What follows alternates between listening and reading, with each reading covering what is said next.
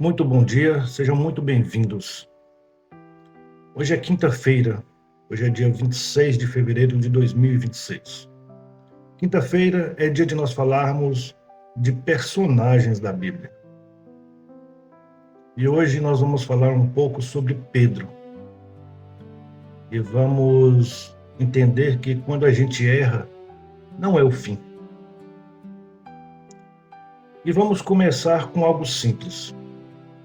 Quem nunca errou, que atire a primeira pedra. A verdade é que todos nós já erramos. Nós erramos em nossas decisões, erramos palavras, erramos atitudes, nós erramos quando nós prometemos algo e não conseguimos cumprir. E talvez o erro mais difícil de lidar seja aquele erro que você, que eu, que nós já juramos que nunca cometeríamos. Por isso, hoje nós vamos falar sobre Pedro. Em Lucas, capítulo 23, versículo 34, diz assim: Antes que o galo cante, você me negará 3 vezes. Pois é, Pedro havia dito que nunca negaria Jesus. E quantas vezes nós prometemos uma coisa, nunca vou fazer isso, nunca repetirei aquilo, e acabamos cometendo o erro. Pois é, Pedro disse que nunca negaria Jesus. E minutos depois, ele o negou. Ele o negou 3 vezes.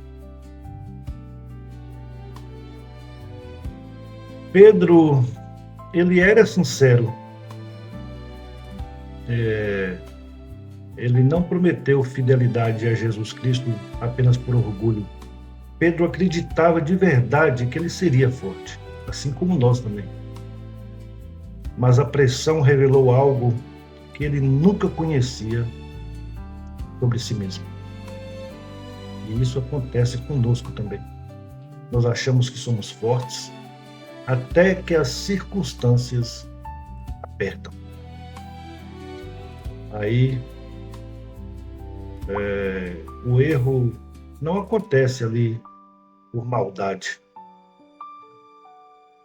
O erro acontece muitas vezes porque nós temos uma autoconfiança excessiva. Mas o que a gente tem que ter em mente é que o erro, ele não anula o chamado, assim como não anulou o chamado de Pedro, que errou ali, errou feio, né? Pedro negou Jesus publicamente. Mas isso não cancelou o propósito de Deus na vida dele. Depois da ressurreição, Jesus ele não descartou Pedro. Muito pelo contrário. Jesus o procurou e o restaurou. E o erro de Pedro foi um erro grave. Mas a graça de Deus é muito maior. Nós temos que estar atentos, porque a culpa, ela pode paralisar, ela pode nos paralisar. Depois de negar Jesus, Pedro, ele chorou amargamente. Ele sentiu o peso daquele ato. E talvez hoje você também carregue essa culpa.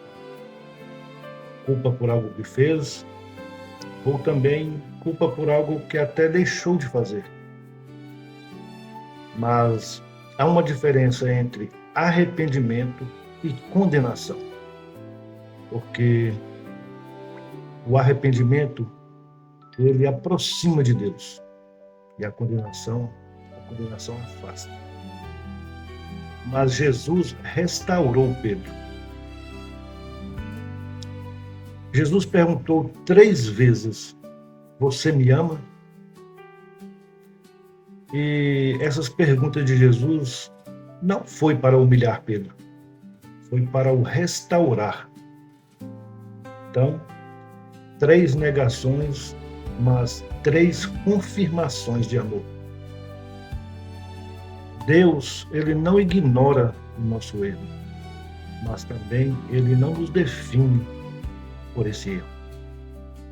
O erro, ele pode ser o ponto de virada na vida de alguém, o ponto ali onde a gente atinge uma certa maturidade. Pedro, depois da restauração, ele se tornou muito mais humilde, ele se tornou mais dependente, ele se tornou mais consciente da sua fraqueza. O erro não destruiu Pedro, o erro o amadureceu. E se nós permitirmos, o nosso erro pode ser um aprendizado e não uma sentença final. O nosso erro pode ser o ponto de virada na nossa vida, no nosso relacionamento com Cristo. E hoje, na aplicação prática, nós vamos refletir, eu quero que você reflita comigo. Existe algo que você ainda carrega como culpa? Você tem permitido que o erro defina a sua identidade? Você acredita que Deus pode te restaurar? A história de Pedro, ela mostra que pode.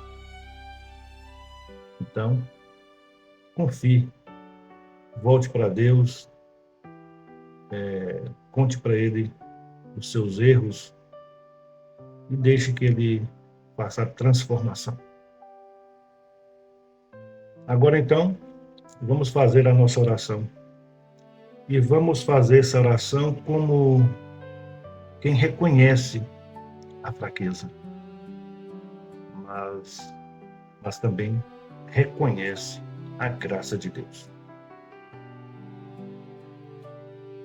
Pai, eu reconheço que já falhei. Eu já prometi coisas que eu não cumpri. Já fui fraco quando eu queria ser forte. Às vezes, essa culpa pesa. Mas hoje, meu Pai, hoje eu escolho acreditar que a Tua graça é muito maior que o meu erro. Por isso eu te peço, restaura o meu coração. Remove a condenação e ensina-me com o que aconteceu. Me ensina com meus erros. Eu não quero viver preso ao passado. Eu quero viver restaurado. Eu confio na Tua graça. Em nome de Jesus Cristo. Amém.